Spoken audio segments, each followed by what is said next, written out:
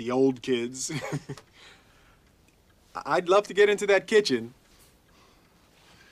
What should we do? It's Jeffrey's only night in New York. I vote stay in. Oh, good. We moved into the kitchen.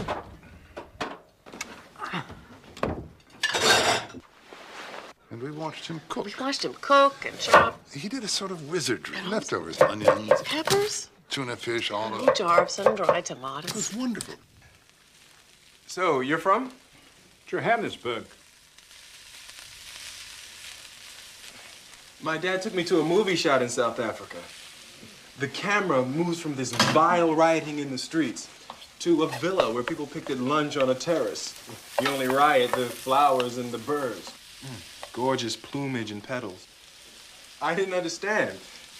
Dad said to me, you meet these young blacks who are having a terrible time. They've had a totally inadequate education, and yet in '76, the year of the Soweto riots, they took on a tremendous political responsibility. Just makes you wonder at the maturity that's in them. I mean, it makes you realize that the crummy childhood theory that everything can be blamed in a Freudian fashion on the fact that you've had a bad upbringing just doesn't hold water. May I?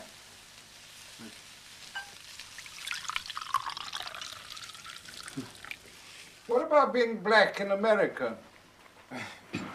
Well, my problem is I've never felt American. I grew up in Switzerland. Boarding school, Villa Rosé. There's a boarding school in Switzerland that will take you at age 18 months. No, that's not me. I've never felt people like me for my connections. And movie star kid problems, none of those. I never knew I was black in that racist way till I was 16 and came back here. Very, very protected. White servants. After the divorce, we moved to Switzerland, my mother, brother, and I. I don't feel American. I don't even feel black. I suppose that's very lucky for me. Even though Freud says there's no such thing as luck, just what you make. Does Freud say that? Well, I think we're lucky having this dinner. Lan, can we eat in the dining room? Dining room. Now, don't look at the sewing machine.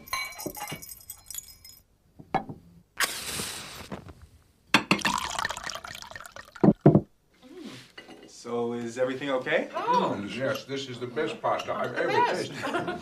My father insisted we learn to cook. He's from Jamaica, isn't he? There's a taste of The islands. Yes, yes. Oh, yes, before he made it, he ran 4 restaurants in Harlem. You, sir, have good butts. You see, good buds. I've never been complimented on my buds. I'm astonished. What about you? Oh, no. The cook never eats. What a good idea. That means there's more for us. It's such a treat to eat at home. We go out every night. I have to. Business. Have you declared your major yet? You are like all parents. What's your major? Jeffrey, Harvard has all those great titles the students give the courses. The Holocaust and ethics. Prouts and doubts. A toast to you. Oh, no.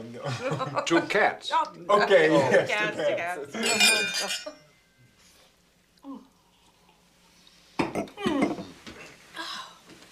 Isn't this the finest time?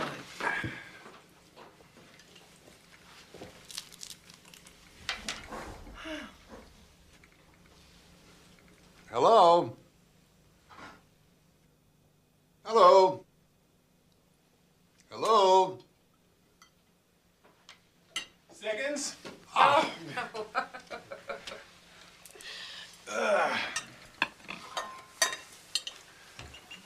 Blunt question. What's he like? Oh, let's not be starfuckers. Not a star fucker. Well, you know my father. He's perfect. So confident, in control. And I used to wonder, how could I ever possibly live up to him? And then one night, when I was 16, we were at the Cannes Film Festival of all places. I looked up and said to him, "Wow, Dad, this is all so easy for you." Why did I say that? He sat me down and set me straight.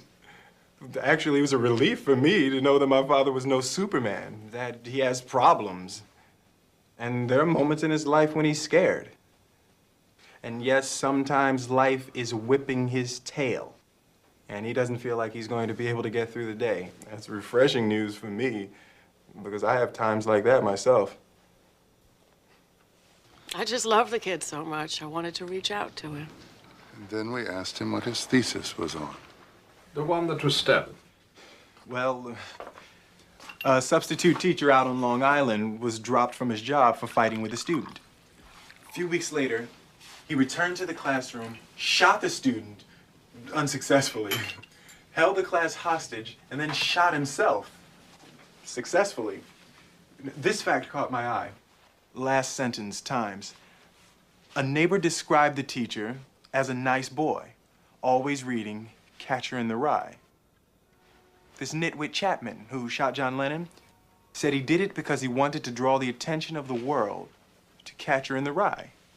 And the reading of this book would be his defense. Young Hinckley, the whiz kid who shot Reagan and his press secretary, said, if you want my defense, all you have to do is read Catcher in the Rye. I haven't read it in years. Well, I borrowed a copy from a young friend of mine because I wanted to see what she had underlined. And I read this book to find out why this touching, beautiful, sensitive story published in July 1951 had turned into this manifesto of hate. I started reading. It's exactly as I remembered. Everybody's a phony. Page 2, my brother's in Hollywood being a prostitute. Page 3, what a phony slob his father was. Page 9, people never notice anything. Then on page 22, my hair stood up. Well, remember Holden Caulfield, the definitive, sensitive youth wearing his red hunter's cap? A deer hunter's cap? Like hell it is. I sort of closed one eye like I was taking aim at it. This is a people shooting hat. I shoot people in this hat. This book is preparing people for bigger moments in their lives than I'd ever dreamed of.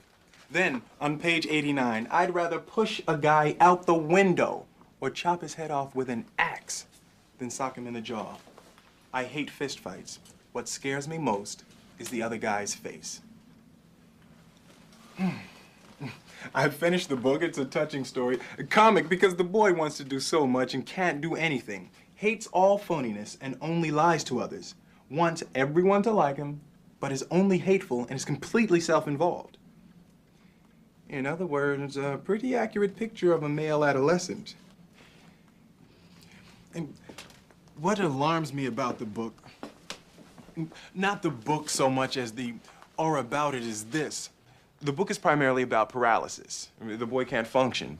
And at the end, before he can run away and start a new life, it starts to rain, and he folds. Now, there's nothing wrong in writing about emotional and intellectual paralysis. It may indeed, thanks to Chekhov and Samuel Beckett, be the great modern theme. The extraordinary last lines of Waiting for Godot. Let's go. Yes. Let's go. Stage directions. They do not move. But the aura around this book of Salinger's, which perhaps should be read by everyone but young men, is this. It mirrors like a funhouse mirror and amplifies like a distorted speaker one of the great tragedies of our times. The death of the imagination. Because what else is paralysis?